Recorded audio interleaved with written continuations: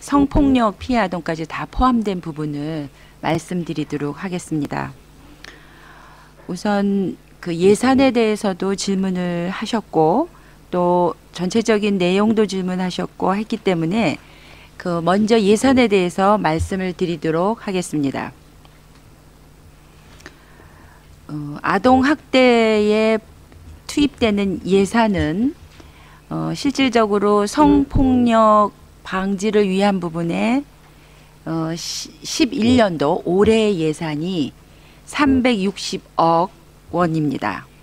그리고 기타 다른 아동 학대 부분에 대해서 예산을 들고 있는 것이 12억 원 해서 총 합계가 372억 원의 예산을 확보해서 사용하고 있습니다.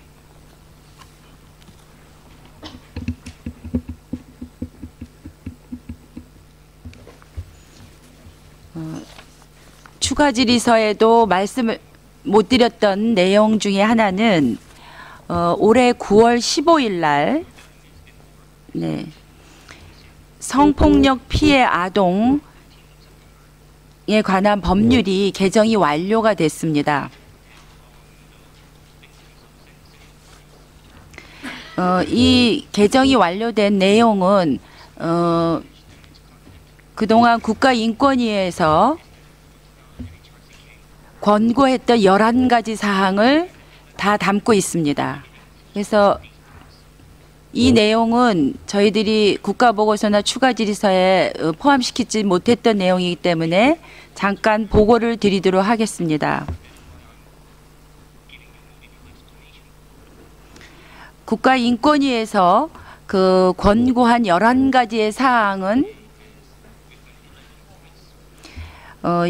예를 들면 그 경찰청과 협력해서 전문가의 입회하에 진술 조사를 진행하도록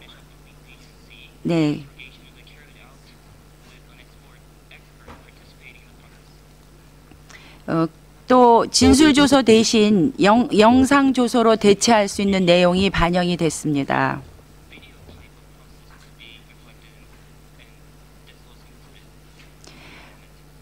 부모나 신뢰관계에 있는 가족일지라도 피해자가 불리한 경우에는 동석을 배제하는 조항도 반영이 되어 있습니다.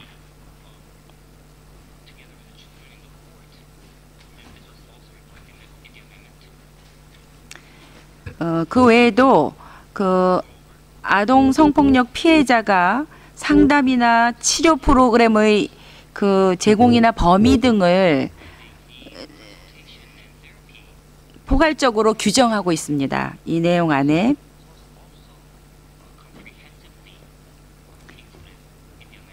그 외에 아동 성폭력 그 신고 의무 위반에 대해서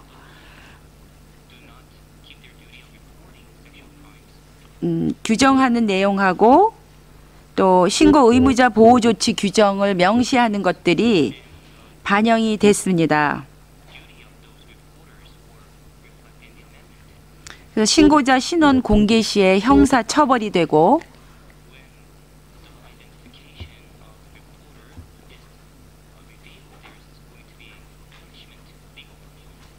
성범죄를 알고도 미신고할 시에는 과태료가 부과되는 등 처벌 기준을 다 포함하고 있습니다. 이 내용은 필요하시면 저희들이 위원회 종료하고도 그 개정된 내용에 대해서 제출을 하도록 하겠습니다. 아동학대 전반적인 내용에 대해서 말씀을 드리도록 하겠습니다. 올해 8월 달에 아동복지법을 개정하여서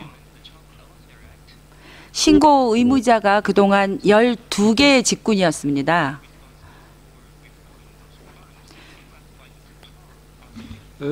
이 12개를 Excusez-moi, par rapport aux abus sexuels, aux soins aux victimes. 잠시만 그 성적 학대와 피해자의 돌봄에 대해서 이야기하고 싶습니다. 일단 이런 개정안에 대한 정보를 주셔서 감사합니다. 또한 그동안에 이 희생자를 보호하기 위한 노력에 대해 감사드립니다. 하지만 제가 걱정되는 점은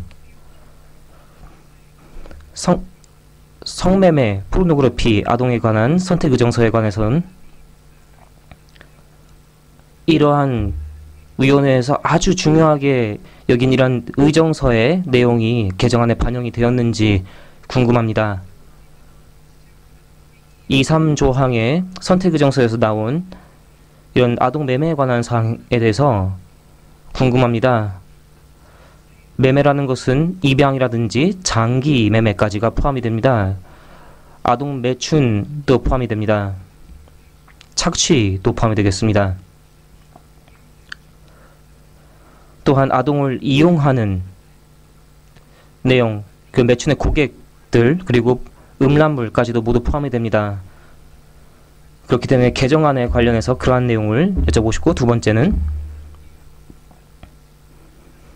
여러분께서 치외법권의 적용을 더 확장시켰는지, 역에 관할의 영역을 확장시켰는지 물어보고 싶습니다. 예를 들어서 한국에서 이러한 범죄를 일어났을 경우에 또한 뭐 다른 상황에 대해서 이러한 그 관할권이 어떻게 적용되는지 물어보고 싶습니다. 그렇기 때문에 일사부재리에 관한 질문을 드리고 싶습니다. 이러한 그런 한국의 국경을 넘어서 일어나는 사태에 대해서 어떻게 해결을 하실지 여쭤보고 싶습니다. 감사합니다. 예, 지금 질문하신 내용에 대해서는 여성가족부 담당관이 말씀을 드린 후에 법무부의 담당관이 연이어서 얘기를 드리고, 그다음에 선택의정서 상에서 남아있는 그 부분에 대해서 또 국방부 담당관이 연이어서 말씀을 드리도록 하겠습니다. 네, 답변을 드리겠습니다. 이번 저희 법 개정으로 그 음란물에 대해서 첫째 저희들이 이제 음란물에 대해서는 아동 청소년이 직접 등장해서 만든 게 음란물인데, 여기에 확대를 해가지고 아동 청소년으로 인식될 수 있는 사람이나 표현물까지도 그 아동 음란물로 확대를 했습니다. 그리고 두 번째, 온라인 서비스 제공자에 대해서 아동 청소년 이용 음란물 발견 시 즉시 삭제와 이를 위한 기술적 조치를 의무 부과를 시켰고, 이걸 위반할 때는 형사처벌을 할 수 있는 규정을 두었습니다. 그 다음에 아동 포르노그래피에 대해서 저희들은 주기적 실태 조사를 강화하고 있습니다. 특히 그 아동 포르노그래피에 대해서는 저희들이 불법 매체로 분류하고 상시적으로 모니터를 하고 있고요. 이에 대해서는 저희들이 그 경찰청 사이버 수사대와 같이 연계해가지고 강화를 하고 있습니다.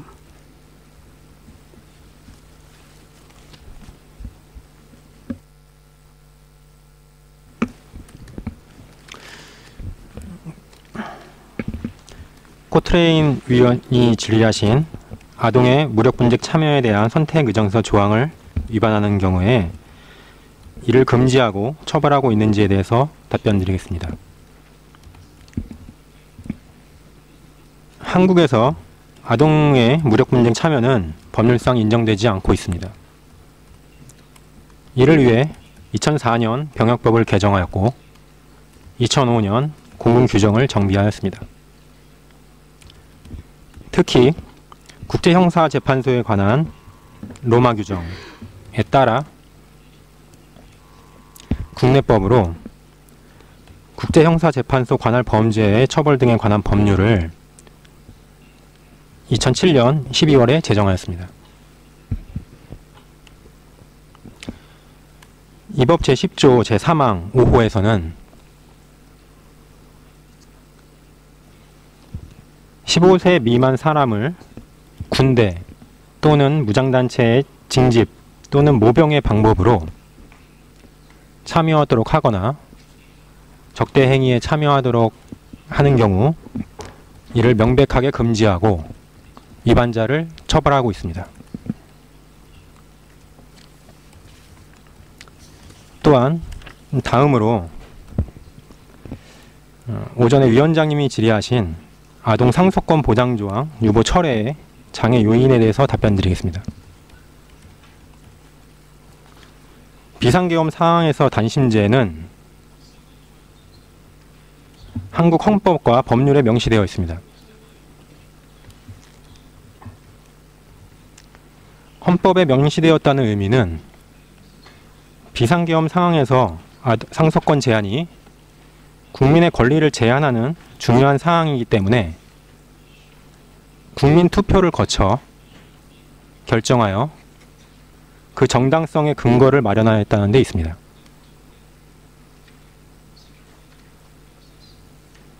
따라서 이를 바꾸기 위해서는 안보 상황의 변화와 국민적 합의가 필요합니다. 그러나 한국은 현재까지 기존의 국민적 합의와 안보 상황의 뚜렷한 변화가 없습니다. 따라서 유보를 철회하기 어려운 상황임을 고려해 주시기 바랍니다. 정부는 Monsieur Cotranet, sur le PAC, je pense. Oui. Bon.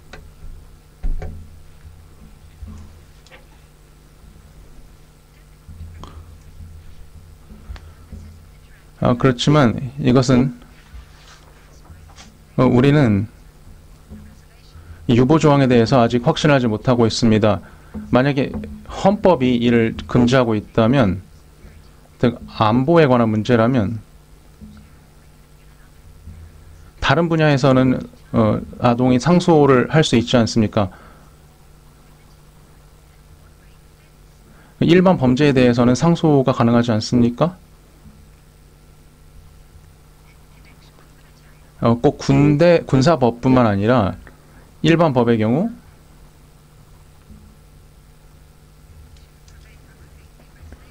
그래서 저는 이 유보를 철회하는데 어떤 어려움이 있는지 모르겠습니다. 그리고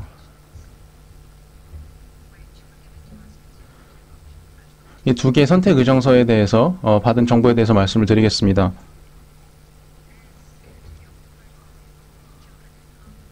이 무력 분쟁 관련 선택 의정서에 대해서 이 아동 15세 미만 아동을 이용하는 경우에 말씀하셨는데 저는 18세를 말씀드리고 싶습니다. 여러분들이 이 18세 미만이 만약에 징집이 되거나 무력 분쟁에 참여가 되면 이 아동들을 무력 분쟁에 참여시킨 사람들에게 어떤 조치가 취해집니까? 그리고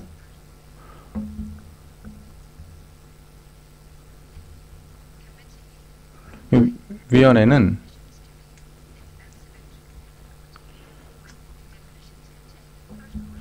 이 선택 의정서의 정의와 이 정의를 맞춰보고 싶습니다. 예를 들어서 이 아동 포르노 같은 경우 위원회는 포르노물을 소유하는 것만도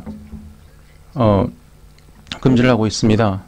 그리고 2번 조항, 3번 조항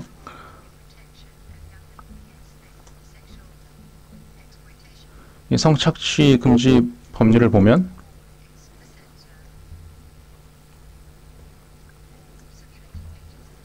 이 아동으로 인식될 수 있는 그런 이미지도 금지된다고 했는데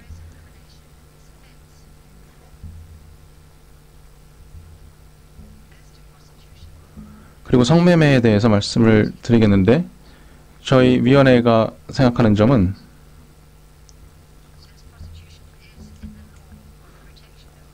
성매매가 아동보호법에 내용이 있는데 그것은 일부 행위에만 적용이 됩니다.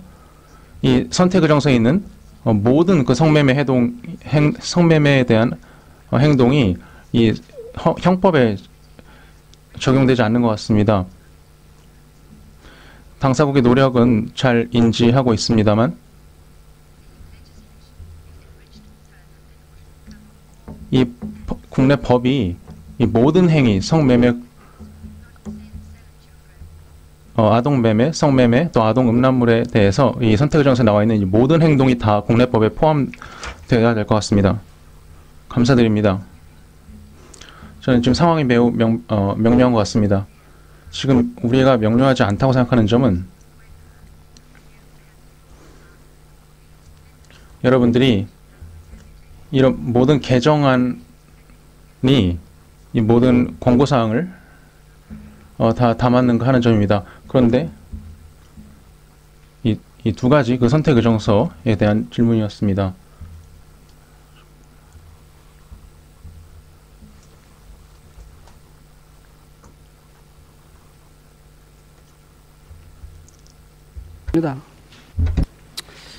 이 성매매 부분에서도 이번 개정안은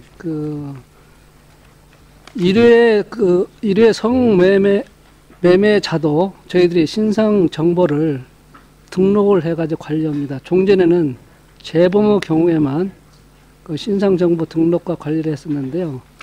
일회 매매자나 매수자는 신상 정보 등록, 그리고 지역 주민에 대한 인터넷 공개, 그리고 범죄자가 자기 읍면동에 사는 지역 주민에 대해서 우편고지까지 시행을 하고 있습니다.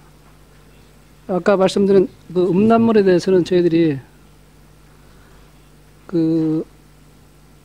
상당히 이번에 법 개정을 통해서 많은 부분을 확대해가지고 가상 이미지의 음란물도 저희들이 이번에 형사처벌을 할 수 있도록 규정을 담아두었습니다. 네, 이상입니다.